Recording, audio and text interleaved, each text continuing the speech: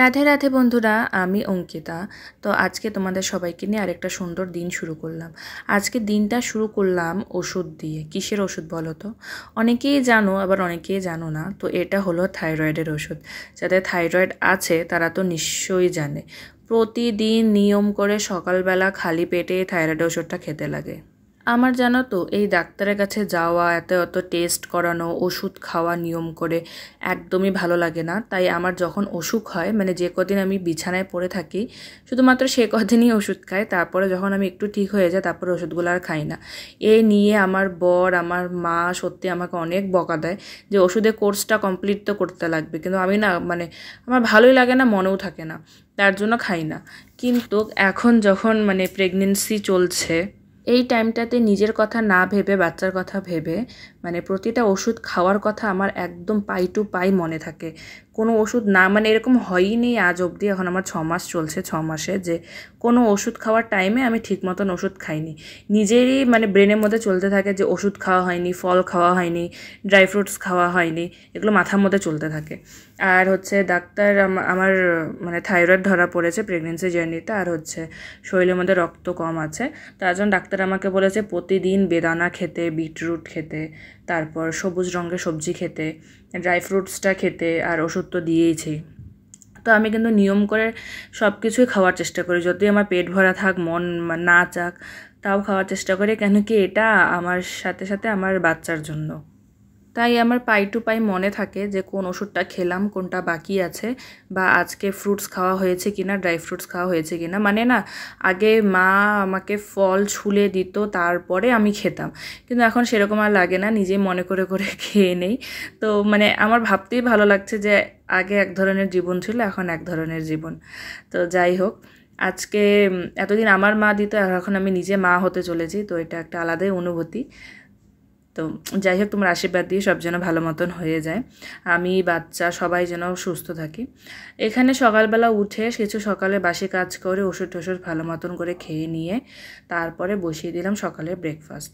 আজকে আমরা খাবো এই সাদা যে মটরটা হয়, সেই মটরটা। আর তার সাথে প্রথমে ভেবেছিলাম পুরি বানাবো, কিন্তু পরে ভাবলাম পুরিটা সকাল সকাল একটু বেশি অয়েলি হয়ে যাবে, তার জন্য ভাবলাম যে একটু কম তেল দিয়ে তাহলে পরোটাটা বানাই।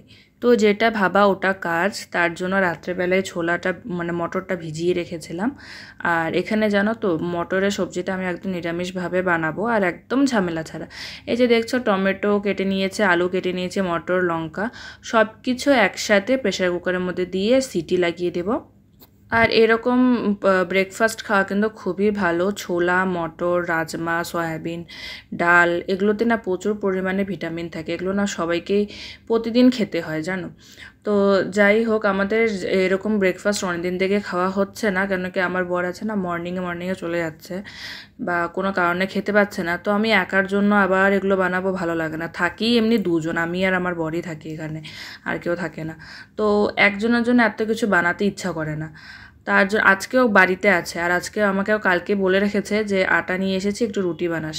তার জন্য ভাবলাম যে ঘুগনি আর পরোটা বানাই, আর এইসব ব্রেকফাস্ট খেতে ও খুব ভালোবাসে।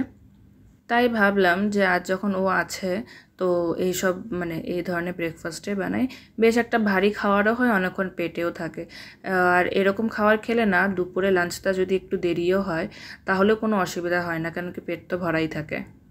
আটা সুন্দর করে মেখে এখানে আমি বসে পড়েছি একটার পর একটা রুটি বেলতে।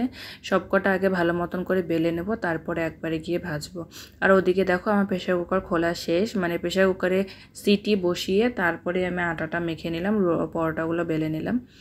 তো এখানে এখন ঘুগনিটা ফুরন দেব, আর হচ্ছে পরোটাগুলো একটা একটা করে ভেজে নেব, তাহলেই আমার সকালে ব্রেকফাস্টটা একদম বানানো রেডি হয়ে যাবে।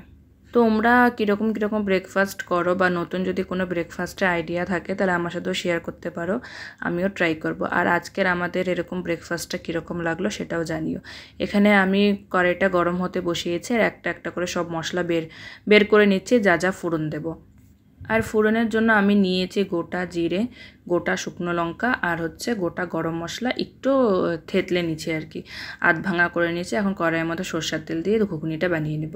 যেন পেঁয়াজ রসুন ছাড়া নিরামিষভাবে শুধুমাত্র টমেটো আর এই মশলাগুলো ফোড়ন দিয়ে ঘুগনিটা যে এত স্বাদ হয় না, আমার মা বানাতো, মার থেকে এটা শেখা। সত্যি পেঁয়াজ রসুন ছাড়াও ঘুগনিটা কিন্তু অসাধারণ হয় খেতে। তো এটার সাথে বানিয়ে নেব আজকে পরোটা। আর তোমাদের আমার এই ছোট্ট সিম্পল ডেলি লাইফ ভিডিওটা কীরকম লাগলো নিশ্চয়ই জানিও। ভালো লাগলে লাইক করে দিও। আর তোমরা যদি এতক্ষণ আমার ভিডিওটা দেখে থাকো আর আমার ভিডিওর কোনো অংশ তোমাদের ভালো লেগে থাকে, তাহলে প্লিজ ওটা কমেন্টের মধ্যে জানাতে একদমই বেশি ভুলো না। আমি এর আগেও 2টা ভিডিও ছেড়েছি, কিন্তু 2টা ভিডিওতে ভিউজই হয়নি। কোনো ব্যাপার না, নতুন চ্যানেল তো হয়। তো যদি তোমরা দেখে থাকো এত অবধি আর কোনো জায়গা ভালো লাগে, তাহলে কিন্তু একটা লাইক করতে নিশ্চয়ই ভুলো না। এই দেখো, একটার পর একটা সুন্দর করে পরোটা আমি ভেজে নিচ্ছি। তো চলো, পরোটা ভাজা প্রায় কমপ্লিট, আর 2-3টাই আছে, 2-3টা ভাজলেই একদম কমপ্লিট হয়ে যাবে। তো আজকের ভিডিওটা তাহলে আমি এখানেই শেষ করছি, আর বাড়াচ্ছি না। আমরাও এখন খাওয়া দাওয়া করি, আর তোমরা প্লিজ ভিডিওটাকে লাইক করে দিও। দেখা হচ্ছে অন্য একটা ভিডিওতে। ততক্ষণের জন্য টাটা।